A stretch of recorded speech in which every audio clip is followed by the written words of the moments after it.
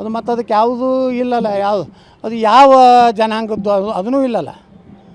ಹಿಂದೂವರೇ ಐತೆ ಅದು ಇಲ್ಲ, ಮತ್ತೊಂದು ಜನಾಂಗ ಅದೂ ಇಲ್ಲ. ಅದು ಯಾವುದೇ ಪೂರ್ತಿ ಕ್ರಾಸ್ ಐತಿ. ಹೀಗಾಗಿ ಅವನಿಗೆ ಏನು ಬರ್ತದೆ ಬಾಯಿಗೆ ಬಂದಂಗೆ ಮಾತಾಡ್ತಾನೆ. ಅದು ಗೌರವನೇ ಕಳ್ಕೊಂಡ್ಬಿಟ್ಟ. ನಾವು ಹೆಂಗೆ ಬರ್ಬೇಕು, ಪಾರ್ಲಿಮೆಂಟಿಗೆ ಹೆಂಗೆ ಬರ್ಬೇಕು ಅನ್ನೋ ಕನಿಷ್ಠ ಶೌಚಾಲಯ ಇಲ್ಲ. ಚಾಕ್ಲೇಟ್ ತಿನ್ಕೋತ ಬರ್ತಾನೆ, ಅಂಗಿ ಗುಂಡಿ ತಗೊಂಡು ಬರ್ತಾನೆ. ಒಂದು ಪಾರ್ಲಿಮೆಂಟ್ನಾಗ ಎಂತಿಂಥವ್ರು ಆಗಿ ಹೋಗ್ಯಾರ ಈ ದೇಶನಾಗ. ವಲ್ಲಭಭಾಯಿ ಪಟೇಲ್ರು, ಲಾಲ್ ಬಹದ್ದೂರ್ ಶಾಸ್ತ್ರಿ ಅವರು, ಎಂತಿಂಥ ಪುಣ್ಯಾತ್ಮರು ಅಲ್ಲಿ ಕೂತು ಹೋಗ್ಯಾರ. ವಿರೋಧ ಪಕ್ಷದಾಗ ಎಂತಿಂಥವ್ರು ಇದ್ದರು ಹಿಂದೆ. ಈಗ ಇಂಥವನೊಬ್ಬನ ಅಯೋಗ್ಯನ ಮೊದಲು ಇವನೇ ದೇಶದ್ರೋಹಿ ಅಂತ ಒಳಗೆ ಹಾಕ್ಬೇಕು. ನನಗೆ ಕೇಳಿದ್ರೆ ಅಷ್ಟು ಹಗರಣ ಅದಾವೆ. ಇವ ಸುಬ್ರಹ್ಮಣ್ಯಂ ಸಾಹೇಬ್ ಹೇಳಿದ್ರು, ಗಾಂಜಾ ಚರಸ್ಸು ಮತ್ತು ಇದ್ರಾಗ ನಶೆದಾಗ ಇಂಟರ್ನ್ಯಾಷನಲ್ ಏರ್ಪೋರ್ಟ್ನಾಗ ಸಿಕ್ಕಿದ್ದ.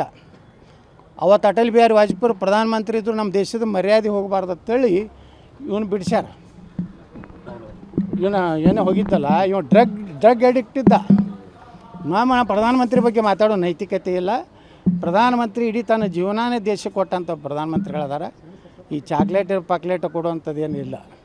ಚಾಕ್ಲೇಟ್ ಕೊಟ್ಟಿದ್ದರಿಂದ ನಮ್ಮ ದೇಶದ ಒಂದು ಪ್ರಾಡಕ್ಟು ಜಗತ್ತಿಗೆ ಗುರ್ತಾಯಿತು. ಅಂದ್ರೆ ಭಾರತನಾಗೂ ಇಂಥ ಒಂದು ಚಾಕ್ಲೇಟ್ ತಯಾರು ಮಾಡ್ತಾರಪ್ಪ.